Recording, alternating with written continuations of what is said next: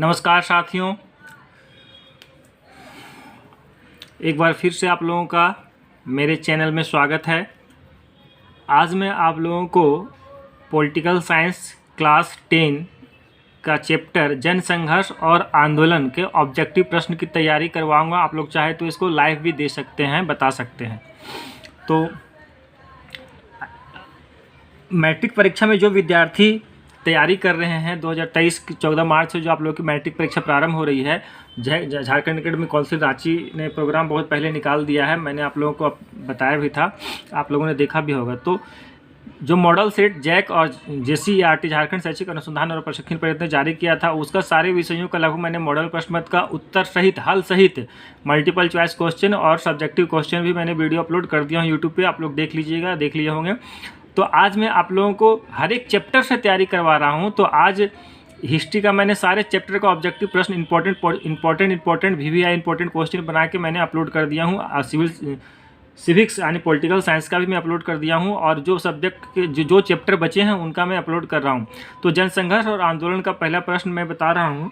Objective question आप लोग याद कर लीजिएगा, क्योंकि 40 प्रश्न जो है सो ऑब्जेक्टिव पूछेंगे, मल्टीपल चॉइस क्वेश्चन बहुविकल्पीय प्रश्न पूछेंगे।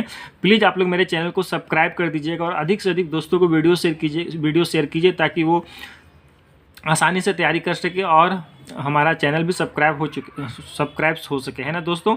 तो पहला प्रश्न है, नेपाल में किसने 2005 में जनता द्वारा निर्वाचित सरकार को भंग कर दिया? तो राजा ज्ञानेंद्र ने। इसके पहले नेपाल में राजा वीरेंद्र था, तो उन्होंने नेपाल में लोकतांत्रिक शासन को स्वीकार कर लिया था। वो मात्र नाम मात्र का राजा था, लेकिन राजा वीरेंद्र की हत्या हो गई थी, जिसके बाद नेपाल का राजा ज्ञानेंद्र बना। इन्होंने लोकतंत्र को स्वीकार नहीं किया और इन्होंने फिर से वहाँ पे राजा का शासन कायम कर दिया। दूसरे नंबर प्रश्न है, नेपाल की संसद की सभी दलों ने, यानी कि वहाँ पे सभी दलों ने कौन सा गठबंधन बनाया? तो नेपाल की संसद की सभी बड़ी पार्टियों ने, सभी जो बड़े राजनीतिक दल थे, वे 7 पार्टी अलायंस बनाए थे, जिसको शॉर्टकट में SPA बोलते हैं। क्या बोलते हैं? SPA। याद रखिएगा, अगर पूछ दे आप लोग को क्वेश्चन घुमाकर कि SPA का फुल फॉर्म क्या होता है या SPA को हिंदी में क्या कहते हैं, तो SPA का फुल फॉर्म होता है 7 पार्टी अलायंस। जैसा कि 7 मतलब 7, पार्टी मतलब दल, अलायंस मतलब गठबंधन। तो इसको हिंदी में बोलते हैं सप्तदलीय गठबंधन। क्या? सप्तदलीय गठबंधन। याद रखिएगा, नेपाल की संसद के जितने भी सभी बड़ी पार्टियां था, इन्होंने गठबंधन करके एक पार्टी बनाई थी, 7 पार्टी अलायंस। 3 नंबर का प्रश्न है, SPA यानी कि 7 पार्टी अलायंस सप्तदलीय गठबंधन ने 2006 में किनको अंतरिम सरकार का प्रधानमंत्री चुना? तो इसका उत्तर होगा गिरिजा प्रसाद कोइराला को। किसको चुना था? गिरिजा प्रसाद कोइराला को। चौथा नंबर प्रश्न है, बोलीविया कहाँ स्थित है? देखिए, बोलीविया जनसंघर्ष और आंदोलन, जैसा कि इसके अध्याय के नाम से पता चल रहा है कि ये पूरे अध्याय में जनसंघर्ष और आंदोलन के बारे में बतलाया गया है। जहाँ जहाँ विभिन्न देशों का एग्जाम्पल, विभिन्न देशों का उदाहरण यहाँ पे दिखलाया गया है कि किन किन देशों में आंदोलन हुआ था। जनता ने अपने मांगों को स्वीकार करने के लिए, सरकार से मनवाने के लिए आंदोलन और विरोध प्रदर्शन किया है। तो बोलीविया में भी जल युद्ध हुआ था। तो बोलीविया लातिनी अमेरिका में, कहाँ पे है? बोलीविया एक देश है, गरीब देश है, जो कि लातिनी अमेरिका में पड़ता है। 5वां नंबर है, सरकार ने कोचबम्बा शहर में जलापूर्ति का अधिकार किसे दे दिया? देखिए, ये है जनसंघर्ष और आंदोलन चैप्टर से, है ना। अगर वहाँ पे कोचबम्बा शहर था, तो बोलीविया में सरकार ने कोचबम्बा शहर में जलापूर्ति का अधिकार किसे दे दिया? ऐसे अगर पूछ देगा तो आप लोग उत्तर नहीं दे सकते। पूछेगा बोलीविया में सरकार ने कोचबम्बा शहर में जलापूर्ति का, यानी कि जल की आपूर्ति करने का अधिकार किसे दे दिया था? तो बहुराष्ट्रीय कंपनी को दे दिया था, एक मल्टीनेशनल कंपनी थी, उसे ही दिया था। अब है, बोलीविया में लोगों की प्रत्येक महीना औसत आमदनी कितनी थी? 5,000 रुपये थी। और जो मल्टीनेशनल कंपनी थी वो क्या करती थी? वो 1,000 रुपया लगभग बिल भेज दिया था। कितना? 1,000 रुपया। जबकि पूरे बोलीविया की जो लोग थे उसकी औसत आमदनी 5,000 रुपये थी और 1,000 बिजली बिल ही भेज दिया था। इसीलिए लोग इसको मल्टीनेशनल कंपनी का विरोध प्रदर्शन कर रहे थे। अगला प्रश्न है 7वां नंबर, बोलीविया में हुए आंदोलन को किस नाम से जाना जाता है? तो बोलीविया में जो आंदोलन हुआ था उसको जल युद्ध के नाम से जाना जाता है। इसे बोलीविया का जल युद्ध भी कहते हैं। क्या कहते हैं? बोलीविया का जल युद्ध भी कहते हैं।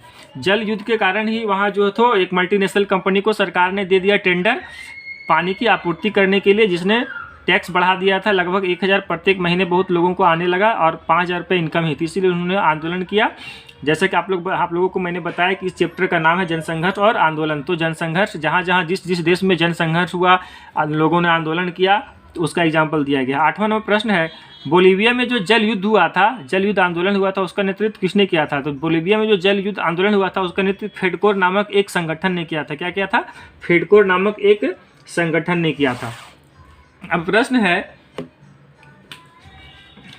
कि 9वां नंबर, बोलीविया में सन 2006 में किस पार्टी को सत्ता हासिल हुई? तो बोलीविया में 2006 में जो होगा सोशलिस्ट पार्टी को सत्ता हासिल हुई, सोशलिस्ट पार्टी को। अगर पूछेगा या तो प्रश्न को ऐसे घुमा पूछ देगा कि 2006 में बोलीविया सोशलिस्ट पार्टी बोलीविया में कब सत्ता हासिल की? सोशलिस्ट पार्टी जो है वह बोलीविया में शासन में कब आई? तो 2006 में आई। अब 10वां नंबर प्रश्न है, बामसेफ का फुल फॉर्म क्या है ना? तो बामसेफ का फुल फॉर्म है backward and minority communities employ federation, है ना। और ये क्या है, इस बार का मॉडल प्रश्न पत्र में पूछा भी है, जो झारखंड एकेडमिक काउंसिल और झारखंड शैक्षिक अनुसंधान एवं प्रशिक्षण परिषद, जिसको JCERT कहते हैं, सोशल साइंस का जो मॉडल प्रश्न पत्र इस बार जारी किया है, उसमें यह प्रश्न पूछा भी है कि बामसेफ निम्न में से किसका संगठन है? तो बामसेफ जो वह सरकारी कर्मचारियों का संगठन है। किसका है? सरकारी कर्मचारियों का एक संगठन है। ये भी याद रखिएगा कि पूछेगा बामसेफ किसका संगठन है? तो सरकारी कर्मचारियों का संगठन है। इसका फुल फॉर्म होता है the all India backward and minority communities employees federation. 11 number का प्रश्न है, जमीन नहीं तो वोट नहीं का नारा किसने दिया था? जमीन नहीं तो वोट नहीं का नारा किसने दिया था? तो जमीन नहीं वोट नहीं का नारा जो है सो वह पश्चिमी जावा इंडोनेशिया के किसानों ने दिया था। कि जमीन के अधिकार को लेकर विरोध प्रदर्शन कर रहा था, कहाँ? पश्चिमी जावा के इंडोनेशिया के किसानों ने। तो उन्होंने ही यह नारा दिया था कि जमीन नहीं तो वोट नहीं। ठीक है दोस्तों, 12 नंबर का प्रश्न है, लोकतंत्र के लिए दूसरा आंदोलन किसे कहा जाता है? तो लोकतंत्र के लिए दूसरा आंदोलन कहा जाता है नेपाल में हुए जनसंघर्ष को।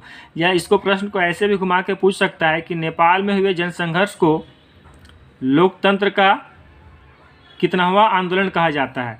नेपाल में हुए जनसंघर्ष के आंदोलन को कितनावां आंदोलन कहा जाता है? तो दूसरा आंदोलन कहा जाता है लोकतंत्र का। लोकतंत्र के लिए दूसरा आंदोलन किसे कहा गया था? नेपाल में हुए जनसंघर्ष को।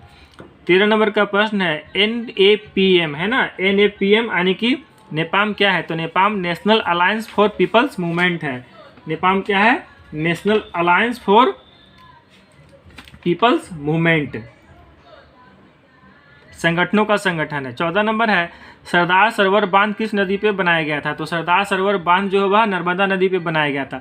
प्रश्न को ऐसे भी पूछ सकता है, नर्मदा नदी पे कौन सी बांध को बनाया गया? सरदार सरोवर बांध को। यहाँ पे भी आंदोलन हो रहा था, नर्मदा नदी को काफ़ी, सरदार सरोवर बांध को काफ़ी ऊंचा किया जा रहा था, जिसके जहाँ पे जनता, वहाँ के विस्थापित लोग इसका विरोध कर रहे थे कि नर्मदा नदी पे सरदार सरोवर बांध को जो सो काफ़ी ऊँचा मत कीजिए, है ना। और इसी के लिए जो है सो आंदोलन किए थे, मेघा पाटेकर ने इनका नेतृत्व किया था। 15 नंबर का प्रश्न है, असम आंदोलन आगे चलकर किस पार्टी में तब्दील हो गया? तो असम आंदोलन जो है सो असम के लोगों ने, खास करके विदेशी लोगों के विरुद्ध छात्रों ने आंदोलन चलाया था, तो बाद में जो है सो एक राजनीतिक पार्टी ले लिया। ऐसे बोलते हैं कि जो है सो दबाव समूह अधिकतर राजनीतिक पार्टी से लेना देना नहीं रखता है और ना ही राजनीति से संबंध है, लेकिन कुछ आंदोलन आगे चलकर राजनीतिक पार्टी बन जाता है। जैसे कि असम में विदेशी लोगों के विरुद्ध छात्रों ने असम आंदोलन चलाया था और आगे चलकर यह असम गण परिषद बन गया था। ठीक है दोस्तों, ऐसा पूछ सकता है कि असम गण परिषद पहले क्या था? तो असम आंदोलन था, आगे चलकर यह असम गण परिषद बन गया। अगला प्रश्न 16 नंबर कि तमिलनाडु में समाज सुधार आंदोलन किस पार्टी ने चलाया था? तो तमिलनाडु में जो समाज सुधार आंदोलन DMK और AIDMK चलाया था, जो कि अभी एक दोनों राजनीतिक पार्टी है अभी भी। DMK यानी कि द्रविड़ मुनेत्र कड़गम और AIDMK का मतलब होता है ऑल इंडिया द्रविड़ मुनेत्र कड़गम। ये दोनों राजनीतिक पार्टी है तमिलनाडु का। कभी सत्ता में DMK आता है तो कभी AIDMK आता है। अभी DMK ही सत्ता में तमिलनाडु में है, स्टालिन है ना वहाँ के मुख्यमंत्री। इसके बाद है 17 नंबर, केनिया में 3 करोड़ वृक्ष किस आंदोलन के तहत लगाए गए थे? तो केनिया में जो है सो ग्रीन बेल्ट या हरित पट्टी मूवमेंट के तहत पूरे केनिया में 3 करोड़ वृक्ष लगाए गए थे। इसके बाद पूछेगा डेनियल अरेप मोई किस देश के राष्ट्रपति थे? तो डेनियल अरेप मोई जो वह केनिया के राष्ट्रपति थे, है ना दोस्तों। तो अगर पूछेगा कि केनिया के राष्ट्रपति 1990 के दशक में कब, 1990 के दशक में थे, है ना, 1990 के दशक में केनिया के राष्ट्रपति कौन थे? तो डेनियल अरेप मोई थे। और केनिया में बोलेगा कि ऐसे प्रश्न पूछेगा ग्रीन बेल्ट या हरित पट्टी के तहत पूरे केन्या में कितने वृक्ष लगाए गए थे, तो 3 करोड़ वृक्ष लगाए गए थे। ठीक है दोस्तों, तो आप please like share and comment जरूर कीजिएगा कि आपको ये वीडियो कैसा लगा। चूँकि मैं एक गवर्नमेंट टीचर हूँ और मैं जानता हूँ कि प्रश्न कहाँ से आता है, उस हर एक पोर्शन से मैं आपको प्रश्न बनाकर दे रहा हूँ कि ताकि एक भी प्रश्न आपको 40 नंबर में नहीं छूटे। तो प्लीज़ आप लोग मेरे चैनल को सब्सक्राइब कर दीजिएगा और अधिक से अधिक दोस्तों को शेयर कीजिएगा। धन्यवाद।